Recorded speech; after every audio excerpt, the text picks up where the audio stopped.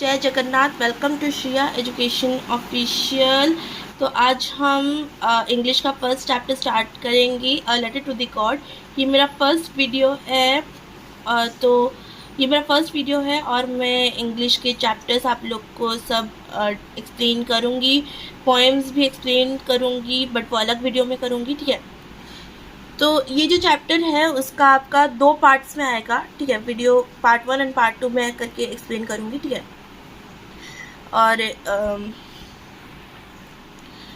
ये जो चैप्टर है इसमें जितने भी हार्ड वर्ड्स हैं, जितने भी वर्ड मीनिंग्स हैं, वो सब भी मैं आपको दे दूँगी वीडियो के एंड में। मैंने जितने भी पेजेस पढ़ाए हैं, मतलब इस वीडियो के पार्ट 1 के एंड में जितने पेजेस पढ़ाए हैं उसके जितने भी वर्ड मीनिंग्स हैं तो मैं आपको एक बार अच्छे से दिखा दूँगी। तो आप वीडियो पॉज करके उस वक्त नोट डाउन कर लेना, ठीक है, क्योंकि आपको हेल्प करेंगे जब आप क्वेश्चन आंसर लिख रहे हैं या फिर चैप्टर समझ रहे हैं। तो चैप्टर समझने में आपको बेटरली हेल्प करेंगे, और आप जब क्वेश्चन आंसर भी लिख रहे हैं तो भी आपको समझ आएगा। आपको मतलब रट्टा नहीं मारना पड़ेगा, आपको याद रह जाएगा कि क्वेश्चन में पूछा क्या है और आंसर का मीनिंग क्या है।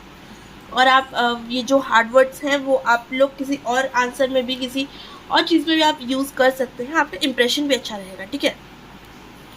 और क्वेश्चन आंसर का एक अलग से वीडियो बनाऊंगी। क्वेश्चन आंसर के अलग अलग वीडियोस आएंगे, उसमें मैं आपको चैप्टर के क्वेश्चन आंसर के साथ साथ, जो बुक में जो क्वेश्चन आंसर है उसके साथ साथ मैं आपको एक्स्ट्रा क्वेश्चंस और बोर्ड क्वेश्चंस भी डिस्कस करवा दूँगी। So let's not waste the time and let's go and start the chapter.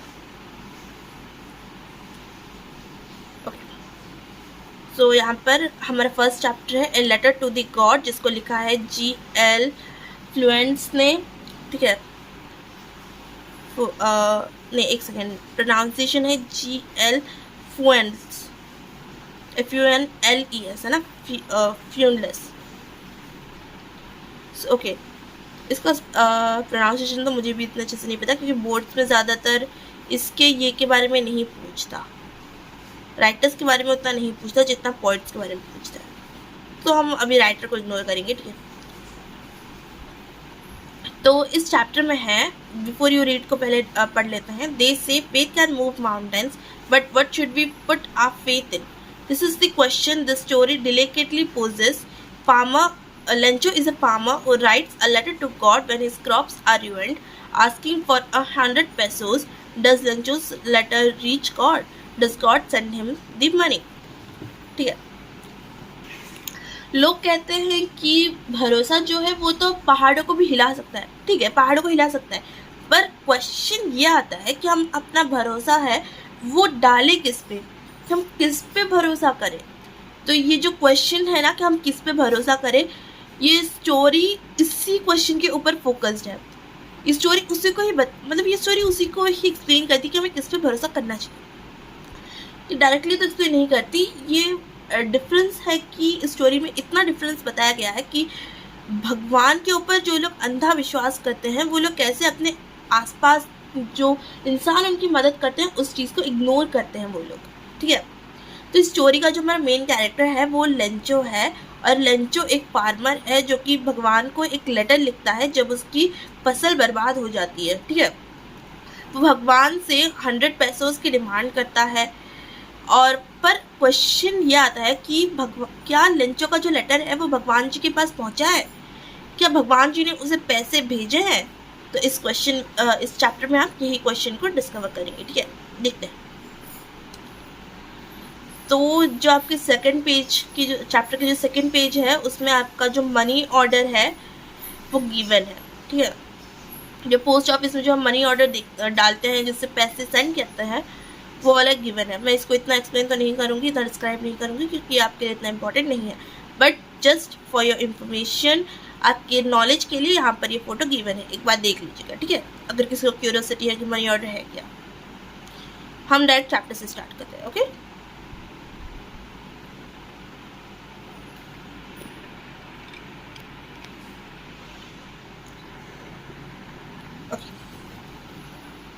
The house, the only one in the entire valley, sat on the crest of a low hill.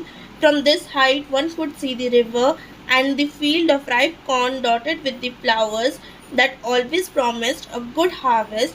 The only thing the earth needed was a downpour or at least a shower throughout the morning. Throughout the morning, Lencho, who knew his fields intimately, had done nothing else but see the sky towards the northeast. Okay. तो इस जो पूरा paragraph है, इस paragraph में हमें Lencho के घर और लेंचो की फील्ड के बारे में डिस्क्राइब किया गया है, ठीक है। तो लेंचो का जो घर है वो पूरी वैली में एक लौता घर है। पूरी वैली मतलब जो दो हिल्स होते हैं, दो छोटे छोटे पहाड़ होते हैं, उनका बीच का जो एरिया होता है उसे वैली कहते हैं। मैं आपको ड्राइंग करके एक्सप्लेन कर देती हूँ, ठीक है। एक सेकेंड रुक जाओ, मैं आपको ड्राइंग करके एक्सप्लेन कर देती हूँ। ओके, तो आप ड्राइंग में ज़्यादा ये मत कीजिएगा क्योंकि लैपटॉप में ड्राइंग करना उतना आसान नहीं है, बट स्टिल मैं आपको इसे एक्सप्लेन कर देती हूँ, ठीक है। वैली का जो जिक्र किया गया है चैप्टर में, वैली का मतलब ये जो पार्ट नहीं है, ये वाला पार्ट, एक सेकेंड, ये जो मिडिल वाले पार्ट देख रहे हो आप लोग, ये वाला और ये वाला पार्ट्स जो है, ड्राइंग में तो उतनी अच्छे से नहीं आता है, बट दो जब हिल्स होते हैं तो उन दोनों के बीच में एक ये वाला पार्ट होता है ना, उस पार्ट को हम लोग वैली कहते हैं। तो लेंचो का जो घर है वो पूरी वैली में एक लौता घर है, जो कि एक छोटे से हिल मतलब ये छोटा सा पहाड़ होता है उसको हिल कहते हैं। हिल के क्रेस्ट मतलब टॉप पे, हिल के जो ये चोटी है, हिल की चोटी पे है उसका घर।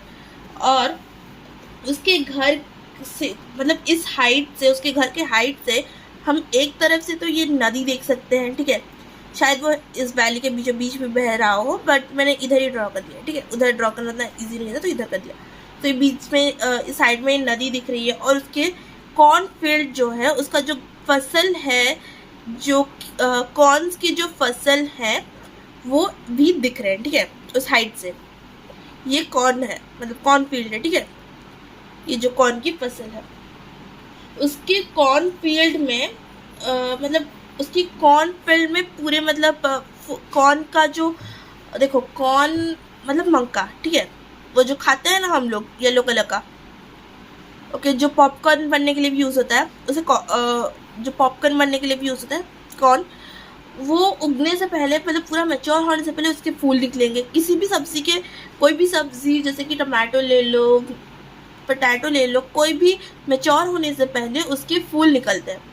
तो वैसे ही कॉर्न का भी फूल निकल रहा था, ठीक है। वो अभी तक पूरी तरह मैच्योर नहीं हुआ था, बट उसके फूल निकल चुके थे, डॉटेड विद द फ्लावर्स। मतलब उसका जो फील्ड है, कॉर्न फील्ड है, वो कॉर्न के फूलों से भर चुका था। मतलब बस इस फील्ड को अब बस थोड़े बारिश की ज़रूरत थी। मतलब डाउनपूर मतलब बहुत ही हैवी बारिश होना, और एटलीस्ट शावर मतलब हल्की भी अगर बारिश हो जाए तब भी लेंचो की ये जो फील्ड है वो मतलब अच्छा हार्वेस्ट दे देगी, ठीक है।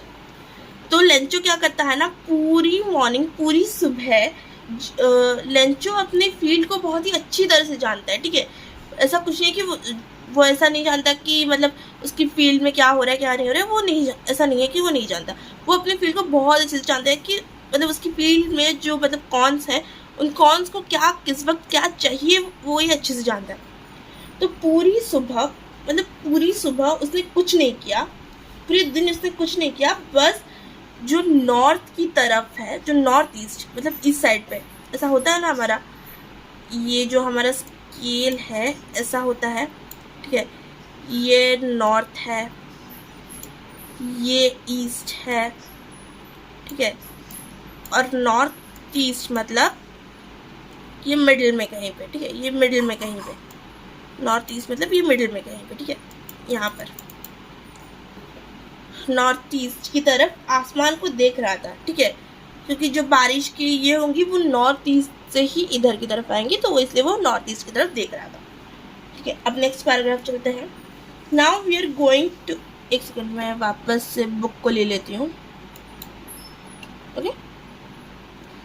अब ये नेक्स्ट पैराग्राफ है, ठीक है, देख लो अच्छा से दिख रहा है ना। Now we are really going to get some water, woman. The woman who was preparing supper replied, yes, God willing.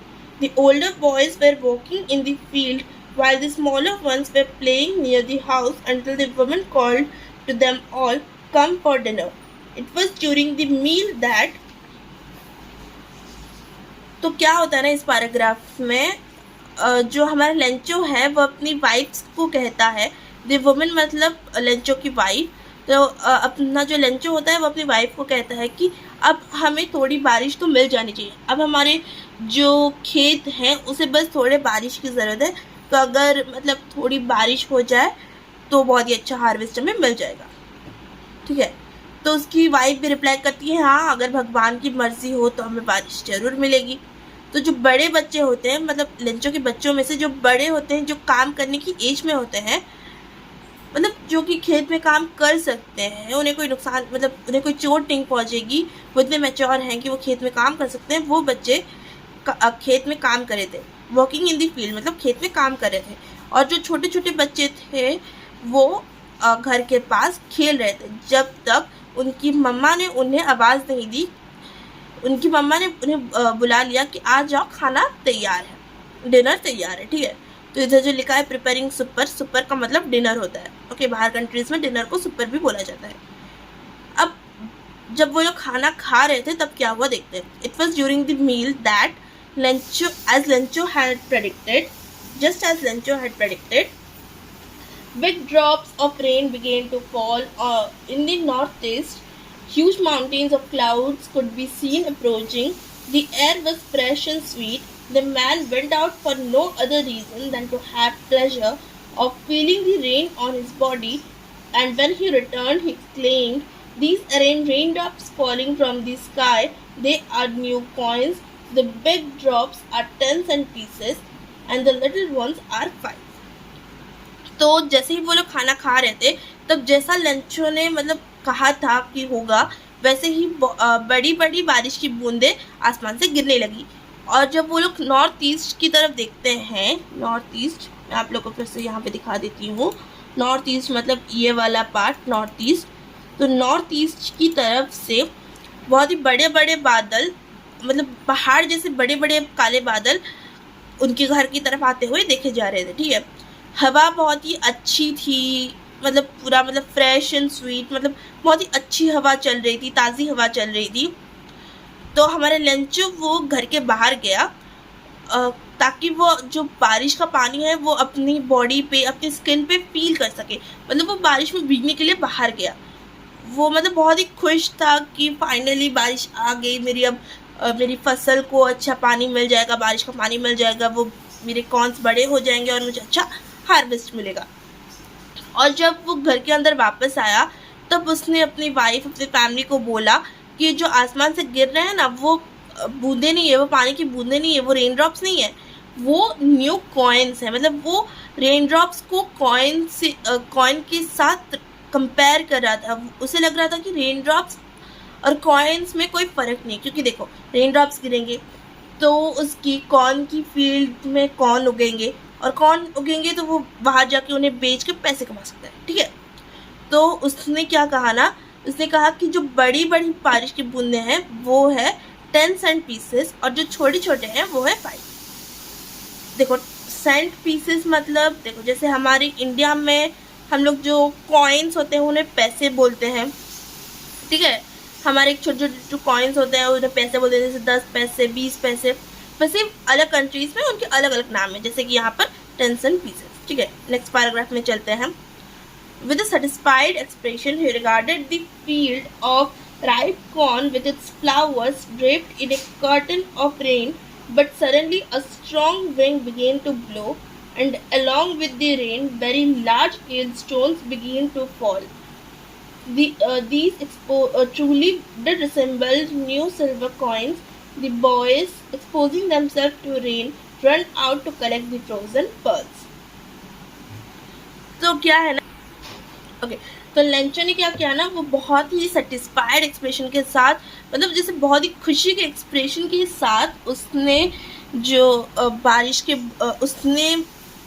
उसने ना बहुत ही खुशी के एक्सप्रेशन के साथ अपने फील्ड को देखते हुए सोचा, बहुत ही स्पेसिफाइड वे में, बहुत ही कंसीडर्ड वे में उसने सोचा, उसने कंसीडर्ड वे में अपने फील्ड की तरफ देखा। मतलब वो सोच रहा था कि हाँ बारिश हो गई है तो मेरी कॉर्न फील्ड भी मतलब अच्छे से फसल उग जाएगी, मेरे कॉर्न्स उग जाएंगे और मुझे अच्छा हार्वेस्ट भी मिल जाएगा। तो वो उसी तरह एक स्पेसिफिक वे में सोचते हुए अपनी कॉर्न फील्ड की तरफ देख रहा था, जो कि अभी फ्लावर से भरे हुए हैं और draped in A cotton of rain, मतलब वो बारिश के पर्दे में ढके हुए हैं। ठीक है, ड्रेप्ड मतलब बारिश का पर्दा और रिगार्डेड मतलब कंसीडर और think in a specific way. Okay, but suddenly क्या हुआ ना, बहुत ही तेज तेज हवा चलने लगी, जैसे तूफानी हवा नहीं बोलते वैसे ही तेज तेज हवाएं चलने लगी और उसके साथ साथ बहुत ही बड़े बड़े हेलस्टोन्स भी गिरने लगे। हेलस्टोन्स मतलब वो जो बड़े बड़े फ्रोजन पत्थर होते हैं ना, जैसे बर्फ के पत्थर बोलते हैं कि कुआ पत्थर, जिनको ओडिया पता होगा उनको पता होगा कुआ पत्थर, वो बड़े बड़े पत्थर गिरने लगे, हेलस्टोन्स गिरने लगे। ठीक है, बट तब भी लेंचो उदास नहीं हुआ, उसने उन हेलस्टोन्स को भी कहा कि वो हेलस्टोन्स भी बड़े बड़े नए सिल्वर कॉइन को रिसेंबल करते हैं। ठीक है, देखो resemble new silver coins, resemble का मतलब होता है हैव ए सिमिलर अपीयरेंस, मतलब उसने कहा कि ये हेलस्टोन्स और सिल्वर कॉइन्स में कोई फर्क नहीं है, उन दोनों की अपीयरेंसेस सेम है। तो उसके जो बच्चे हैं जो अपने आप को बाहर एक्सपोज कर रहे थे, रेन में एक्सपोज कर रहे थे, रेन में भीग रहे थे, वो लोग वो जो पत्थर हैं, हेलस्टोन्स हैं, उनको कलेक्ट करने के लिए भाग गए। और फ्रोजन पर्ल्स क्यों बोले हैं, क्योंकि वो बहुत ही वाइट था, हेलस्टोन बहुत ही वाइट थे, वो पत्थर बहुत ही वाइट थे और जमे हुए थे, मतलब ठंडे थे, जमे हुए थे। फ्रोजन मतलब क्या, जमा हुआ, और पर्ल्स वाइट होते हैं। तो वो जो पत्थर है, हेलस्टोन्स हैं, वो जमे भी हुए थे और बहुत पर्ल्स की तरह बहुत चमक रहे थे, वाइट बहुत थे। ठीक है, तो नेक्स्ट पैराग्राफ में it's really getting bad now, exclaimed the man. I hope it passes quickly. It did not pass quickly. For an hour, the hail rained on the house, the garden, the hillside, the cornfield, on the whole valley. The field was white, as if covered with salt. Not a leaf remained on the tree. The corn was totally destroyed. The flowers were gone from the plants. Lencho's soul was filled with sadness. When the storm had passed, he stood in the middle of the field and said to his sons. Okay, तो अभी इसमें क्या हुआ देखते हैं। एक second, हाँ, तो क्या हुआ ना, मतलब अब जैसे धीरे धीरे वो हेलस्टोन्स रुके नहीं, तब लेंचो को रियलाइज़ होने लगा कि हाँ अब मौसम बहुत ही ख़राब हो रहा है, और उसने मतलब ये विश मांगी कि काश ये मतलब हेलस्टोन, ये तूफान जल्दी से गुजर जाए। पर जैसा हम चाहते हैं वैसा हमेशा तो होता नहीं है। तो जैसा कि यहाँ पर हेलस्टोन इतनी जल्दी से पास नहीं हुआ, वो 1 घंटे तक हेल की बारिश होती रही घर पे, मतलब उनके घर के ऊपर, गार्डन में, हिल साइड में, उनकी जो कॉर्न की फील्ड है, जो फसल है, एग्रीकल्चर फील्ड है, उसके ऊपर पूरी वैली में ये हेल की रेन होती रही। ठीक है, पत्थर गिरते रहे। तो जब फाइनली हेल कम हो गया, बारिश चली गई, स्टॉर्म पास हो गया, तो लेंचो बाहर आके देखता है तो क्या देखता है कि उसकी जो फील्ड है वो पूरी की पूरी वाइट हो चुकी है, एज इफ उसकी फील्ड सॉल्ट से कवर्ड है। एक सिंगल पत्ता भी नहीं बचा उसकी ट्रीज़ में, उसकी जो कॉर्न की ट्रीज़ हैं उस ट्रीज़ में एक सिंगल पत्ता भी नहीं बचा। उसकी जो मतलब कॉर्न्स थे, जो मंका थी, कॉर्न्स थे, वो पूरी तरह से डिस्ट्रॉय, उसकी फसल पूरी तरह बर्बाद हो चुकी है। अब जो फूल उगे थे उसके पेड़ों में, वो फूल भी अब जा चुके हैं। तो लेंचो बहुत दुखी हो गया, उसकी जो अंतरात्मा है ना, उसकी जो सोल है, वो बहुत ही दुख से भर गई। मतलब वो बहुत दुखी हो गया कि अब वो क्या करेगा, बहुत परेशान हो गया वो। स्टॉर्म मतलब तूफान के जाने के बाद वो अपनी जो फसल है उसके आगे खड़ा हुआ। ठीक है, वो अपनी फील्ड में खड़ा हुआ, फील्ड के बीचों बीच खड़ा हुआ और अपने बेटों से बोला कि a plague of locusts, okay, a plague of locusts, next page में चलते हैं। हाँ, a plague of locusts would have left more than this. The hail has left nothing. This year we will have no corn. That night was a sorrowful one. All our work for nothing. There is no one who can help us. We'll all go hungry this year. ठीक है। तो वो अपने जो field है वो उस field के बीचों बीच खड़े होकर अपने बेटों से बोलता है कि अगर एक प्लेग्यू ऑफ लक्सटिस भी आता ना तो वो ज़्यादा, तो इससे तो वो ज़्यादा ही छोड़ देता। अब प्लेग्यू ऑफ लक्सटिस क्या है? प्लेग्यू क्या है ना, एक डिस्ट्रक्टिवली न्यूमरस इन्फ्लो है और multiplication of A harmful animals या फिर इन्फेस्टेशन भी बोल सकते हो, ठीक है। मैं बाद में आप लोग को इन सब का मतलब दिखा दूंगी, ठीक है, डोंट वरी। तो प्लेग्यू का मतलब होता है कि वो मतलब जब बहुत ही ज़्यादा हार्मफुल एनिमल्स जो कि फसल बर्बाद कर सकते हैं वो अचानक से बढ़ जाए या फिर कोई डिज़ास्टर आ जाए जो कि फसल बर्बाद कर सकती है। और लक्सटस का मतलब होता है कि इंसेक्ट्स, लक्सटस एक टाइप के इंसेक्ट्स होते हैं जो कि बहुत बड़े बड़े ग्रुप्स में ट्रैवल करते हैं, फ्लाई करते हैं और क्रॉप्स को डिस्ट्रॉय कर देते हैं, ठीक है। तो लेंचो बोलता है कि अगर एक प्लेग्यू ऑफ लक्सटस भी आता ना तो भी इससे ज़्यादा तो हमें मिलता, तो भी हमारे लिए इससे ज़्यादा ही छोड़कर जाता है वो। बट इस तूफान ने तो हमारे लिए कुछ भी नहीं छोड़ा। इस साल हमारे पास कोई भी कॉर्न्स नहीं है बेचने के लिए। तो वो रात बहुत ही मतलब भारी थी उन लोगों पर, वो रात बहुत ही दुख से भरी थी उन लोग के लिए। उसकी फैमिली बस यही बोले जा रही थी, उसके बच्चे, उसकी बीवी बस यही बोली जा रही थी कि हमने इतनी मेहनत की और उसका फल हमें कुछ भी नहीं मिला, हमारी सारी मेहनत बर्बाद चली गई। अब हमारे पास ऐसा कोई नहीं है जो हमारी मदद कर सके, हम इस साल भूखे ही रह जाएंगे, ठीक है। और बाकी ये जो पार्ट है, ये पार्ट मैं कल आप लोग को डिस्कस कर दूंगी, ठीक है। ये पार्ट नेक्स्ट वीडियो में, नेक्स्ट पार्ट में आप लोग को अच्छे से समझा दूंगी, ठीक है। अभी के लिए इतना ही, आज के लिए इतना ही। मैं आप लोग को वर्ड मीनिंग्स दिखा देती हूँ, ठीक है। एक सेकंड रुक जाओ, मैं आप लोगों को वर्ड मीनिंग्स दिखा देती हूँ।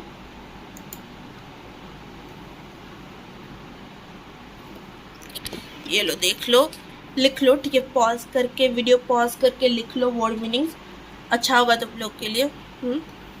ये देखो, इधर वर्ड मीनिंग्स गिवन है। क्रेस्ट की, डॉटेड, डाउनपोर, इंटीमेटली का मतलब क्लोजली होता है, डॉटेड का मतलब फुल ऑफ, ओके।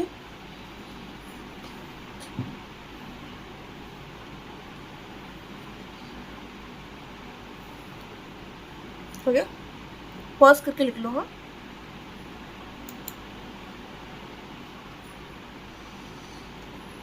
इसको और थोड़ा छोटा कर देती हूँ ताकि दिख जाए तुम लोग को।